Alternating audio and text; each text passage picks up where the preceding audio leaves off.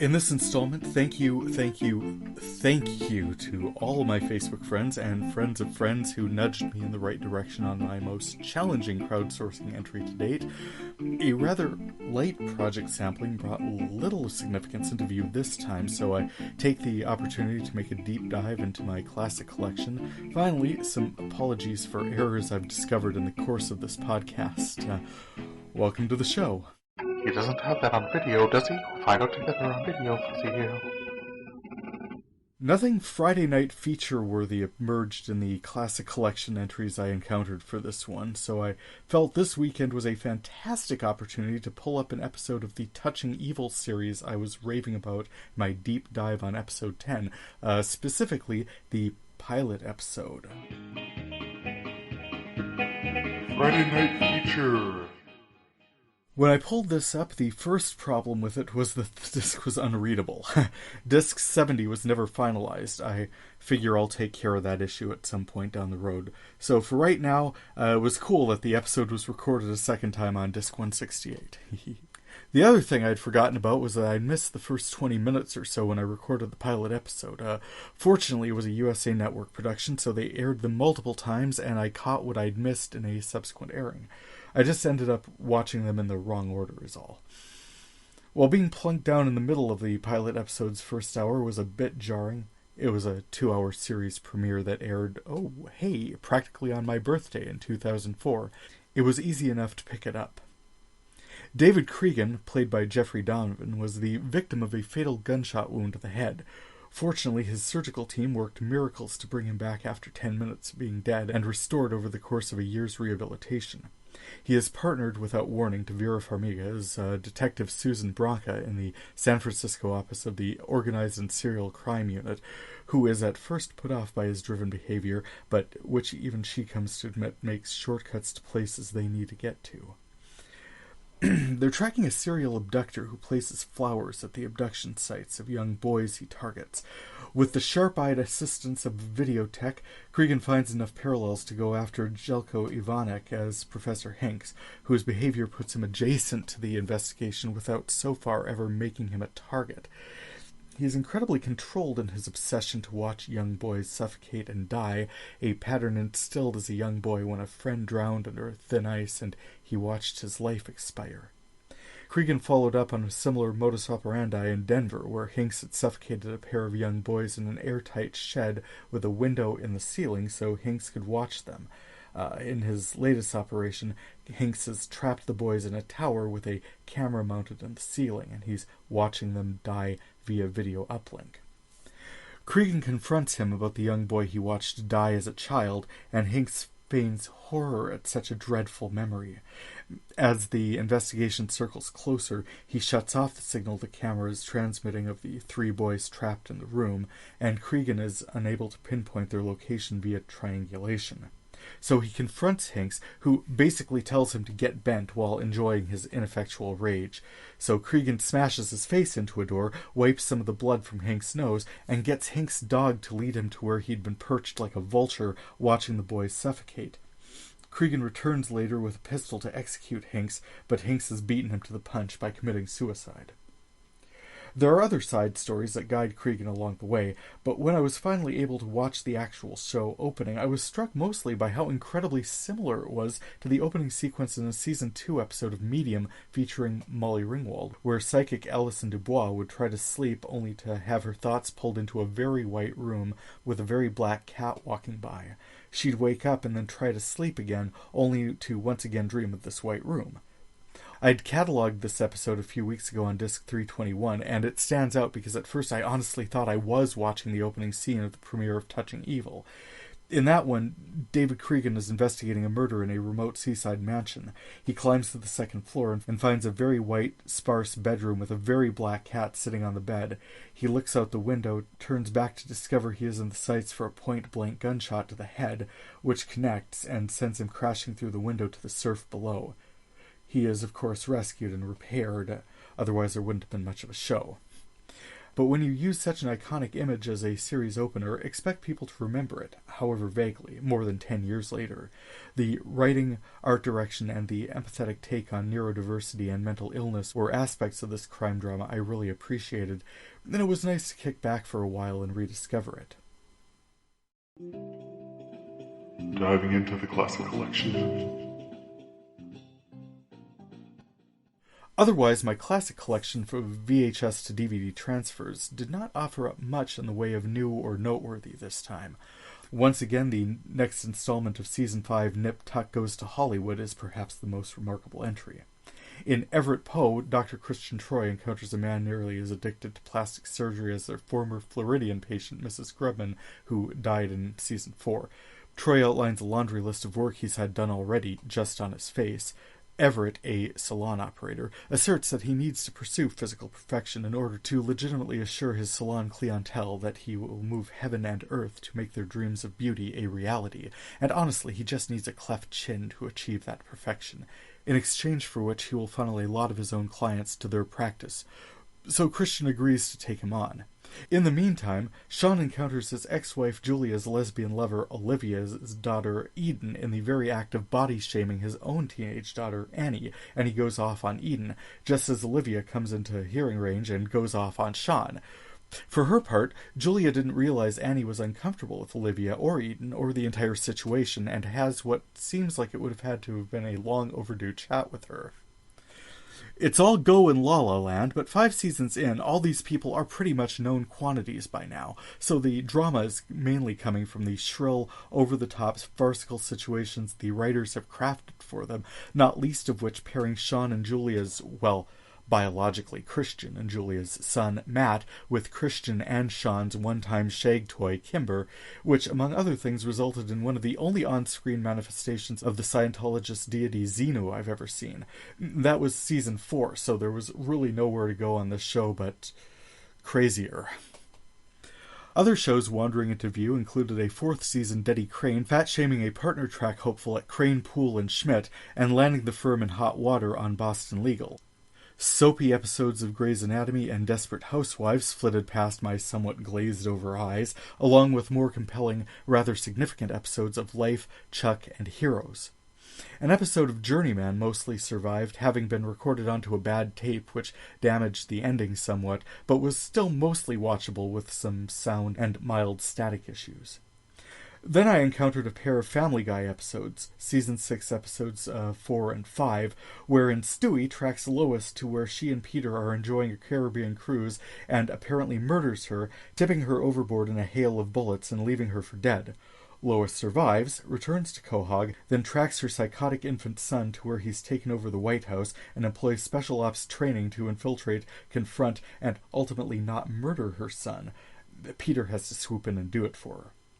This was a fun set of episodes to have, establishing high watermarks in a generally entertaining series, but at the beginning of a second tape, there was a half-second of video I caught of a crowd scene that was not Family Guy and doesn't appear to be referenced anywhere else, so I decided, brief though it was, I wanted to see if it would be possible to crowdsource it. Crowdsourcing! Crowdsourcing Exhibit C was my most challenging yet. The scene is a crowd scene, an establishment shot with, so far as I could see, no network logo in the corner to narrow it down as to where it even came from. I could make out some iconic architecture that looked New Orleans-ish, and on closer inspection people in the crowd were seen to be wearing sports jerseys, black, potentially those of the New Orleans Saints, this confirmed by Facebook friends who shared the screen cap I grabbed and shared to my Video Fuzzy page, asking for help. This got me more help than anything has yet, regional friends sharing and tagging each other to get more eyes on it, ultimately confirming that it was New Orleans, potentially the French Quarter, so the show would have been set in New Orleans. There were a couple of things I thought it could be based on my collection. Bones has a Season 1 episode set in New Orleans, episode 19, The Man in the Morgue, which aired in April of 2006. I was getting HBO when I was in Minot, and the scene could have been from Treme, and there are so many other shows that have been set in New Orleans as well, so narrowing it to the location still left the question open. One friend pointed out that Drew Brees' jersey was prominent in the shot, which dated it to post-2006, and the Family Guy episode taped over it dated to November of 2007, which kicks the 2010 production of Treme out of the running, and sets the Bones episode a little early, actually, even if this had been an older tape. Though, I see where I'd catalogued Man in the Morgue on disc 224, so it was certainly at one point on a tape in my home, and Drew Brees had indeed inked a deal with the New Orleans Saints as of March of 2006. The problem with that is that the show itself was probably taped and in the can way before the air date of April 19th. Plus, I say with somewhat less certainty, probably that tape would have been taped over again and again, or actually discarded, by the time it would otherwise have resurfaced in my archiving operation. I determined to think about that a little bit harder and clicked over to a resource listing shows taping in New Orleans by year of release. One that stood out the same year as Family Guy episode was the premiere of a Fox crime drama called K-ville. Something clicked for me on this. In the fall of 2007, I was writing my TV column, TV is the New Reading, and I would very likely have recorded the Fox premiere of K-ville so as to write about it, but not necessarily keep it. K-ville premiered in September of 2007, and the Family Guy episode that recorded over it aired November 11th, 2007. Right now, I can't track it down with any further certainty. K-ville is not available for download on Amazon or Fox, and does not appear to have been released as a DVD set. According to TV.com, Fox didn't even air all the episodes they had, did not make them available for download, and if this is K-ville, all I've got of it is a half-second of video, so it would be hard to confirm it any further just by what I've got. So, provisionally, best guess, I'll mark it as potentially being from that series, and if I'm ever able to get stronger confirmation on it, I'll revisit the entry. Now, why did I spend this level of energy on, seriously, like 5 or 6 frames of material? I mean, were I ever to need an establishment frame for New Orleans, which seems unlikely, I have to have some better option somewhere. I mean, that Bones episode stands out as a possibility. I don't know that it's even fully a second of disc 344, so what was all this in aid of? Well, on some level, I wanted to appreciate the help people gave me. Having crapped all over the wisdom of the crowd in my last installment, I wanted to highlight the benefits of it, too. I have no direct knowledge of what the French Quarter in New Orleans looks like, but other people do, and their willingness to put my request in front of their friends to help me narrow an image to a show. It didn't put anyone out of their way, and as I acknowledged, I might not even have drawn the right conclusion, but together, all of us, 9 or so respondents on 3 shares seen by, Facebook asserts, 306 people, took an image in my media archive and narrowed it from the universe of media to possibly, very probably, in fact, being from one specific show that I was able to identify. Thanks, everyone. Current collection. As for titles I brought in direct to DVD, I found Vincent Price in the 1965 production of Dr. Goldfoot and the Bikini Machine, which I still haven't watched all the way through, but looks like ridiculous fun. The opening sequence is sped-up footage careening down Lombard Street, and that's only part of the padded-out intro, since the editor grabbed and included every bit of even vaguely San Franciscan stock footage he could lay his hands on, while a beautiful android girl in a white trench coat wandered blithely around until she is run into by a car, the front tire of which pops off while she seems entirely unaffected by the collision. Later, she is perforated by gunfire, and a sip of water springs leaks from her trench coat in every direction. Wacky! Zany! It's 90 minutes from opening scene to closing credits, but Turner Classic Movies allotted 2 hours for it. So I noticed I also recorded half an hour of TCM promos, including behind-the-scenes direction of Dr. Zhivago, the longest promo ever for Imitation of Life. Honestly, I feel like I've actually seen the thing now, and some insight on boxing film scripts from the 50s and 60s. Good old TCM. Other standouts include more Brockmire, We Bear Bears, and Trial and Error, which, despite the time commitment, I feel like they'd be worth crafting into a second homemade DVD set once I get all of the episodes cataloged. It's so well written, wickedly funny, and as a storyline it builds so beautifully throughout the season. I really hope they bring it back for at least one more. I also cataloged 30 episodes of Doctor Who, including the first episode of the most recent season, Season 10, and Class, which, together with Torchwood and Sarah Jane Adventures, represents at least a third major spin-off from the Doctor Who universe. if class can be considered major. The Doctor, Peter Capaldi, makes an appearance in the pilot episode at a school in which he'd once served as caretaker, but despite his involvement, it was much more of a soapy teen drama with some sci-fi elements, and kind of a lot of Buffy analogs, really. Well, different audiences, different shows, I suppose. What I've been watching. As for what I've been watching, I loved Superstore and 9JKL this week, along with Will and Grace, which took on conversion camps in the conversion campiest way possible.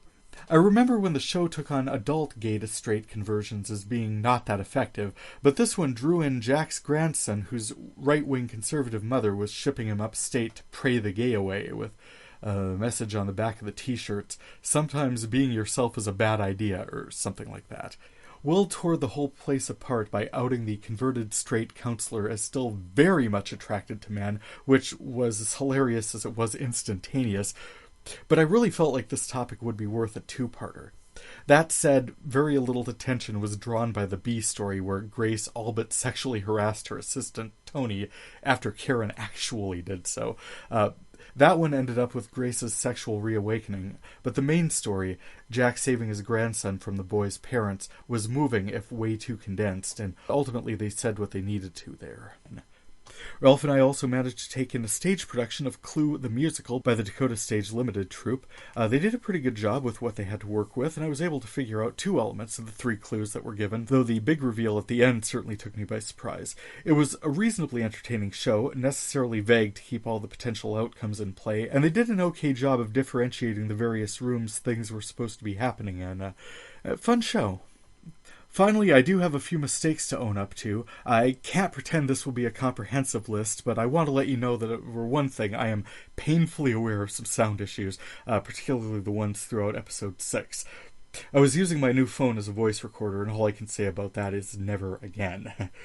I've done everything I can to avoid that in future entries. I'm using a clip-style external mic with a foam covering, and I'm trying to keep my P's unpopped and my sibilants to a minimum. I'm also still trying to figure out the best volume balance from recording to drop-ins. My editing program doesn't seem to reflect finished product volume changes during the editing process, so there's been some guesswork and not always successful. Sorry, I'll get it figured out. In other errors, there was a point at which I referred to Jesse in Preacher as a parish priest. He's listed on Preacher Wiki as Reverend Jesse Custer, and I don't know his denomination, but I'm pretty sure it's some flavor of Protestant.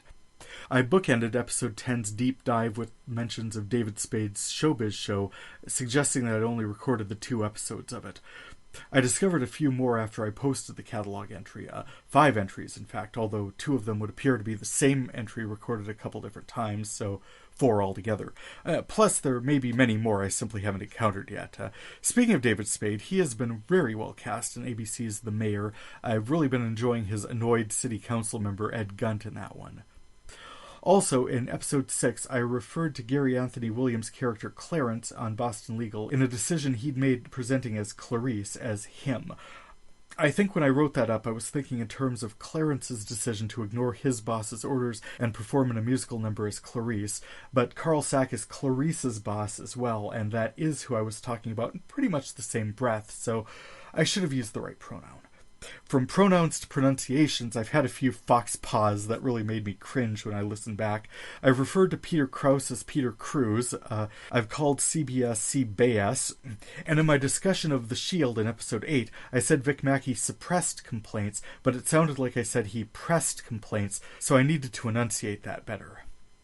I'm certain there have been others, but those are the ones that stood out when I was putting this together, and I'll just do my best to do better next time.